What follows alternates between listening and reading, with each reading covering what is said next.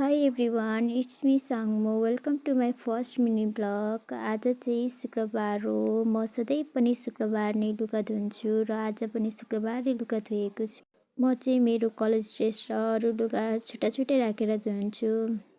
अब चाहिँ हामी धोइसकेर भेट्नेछौँ। सो लुगा पनि धोइसके। लुगा धोइसकेर छतमा लागेर नै सुकाइसकेको छु मैले। म चाहिँ भिडियोमा पनि लुगा सुकाइसक्यो भनिरहेको थिएँ क्या छतमा ल्याएर। यो चाहिँ भयो मेरो कलेज ड्रेस भने यहाँ चाहिँ छ मेरो तन्नाहरू अनि यता घरको लुगाहरू छ। अब चाहिँ एकछिन घाममा बसेको थिएँ मैले। अब फेरि म चाहिँ तल साग टिप्न गएको थिएँ आलुबारीमा। यो चाहिँ हाम्रो रहेको छ आलुबारी।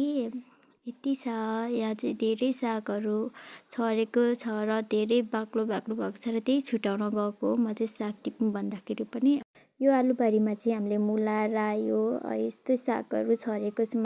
अहिले चाहिँ सागहरू पनि अलिक धेरै ठुलो हुँदै गयो नि त अनि बाक्लो हुँदै गयो। त्यही भएर अलिक छुट्याउनु गएको क्या, पातलो होस् न अलिक राम्रो हुन्छ भनेर। अनि हाम्रो त आलु पनि यत्रो भइसकेको छ। हजुरहरूको कत्रो भयो नि कि रोप्नु भएको छैन? कति ठाउँतिर त भर्खर रोप्नु हुँदै रहेछ है। हाम्रोतिर त भइसक्यो। हाम्रोतिर त अहिले त ढुस्सेले चाहिँ सक्ने होला। आज त त्यहीमाथि कति चिसो हावा चलिरहेछ। भोलि त धेरै नै ढुस्से लाग्छ होला हौ।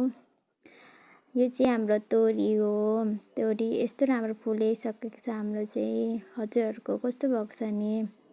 म चाहिँ फुल खेलाउँदै बसिरहेको थिएँ। अहिले त हाम्रो घर वरिपरि जताततै तोरी कति राम्रो फुलेको छ हौ।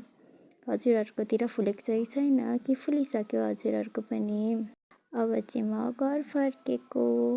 घर पनि आइपुगे भन्दै फेरि बारी पनि घर तलतिर आएँ अनि चिया बनाएर मैले चाहिँ पिउन थालेँ अगाडिको हल्का भ्यू हेर्दै। ओके, आजलाई यति नै। Thank you for watching. Bye. माया गरिदिनु होला मेरो फर्स्ट मिनी ब्लगलाई।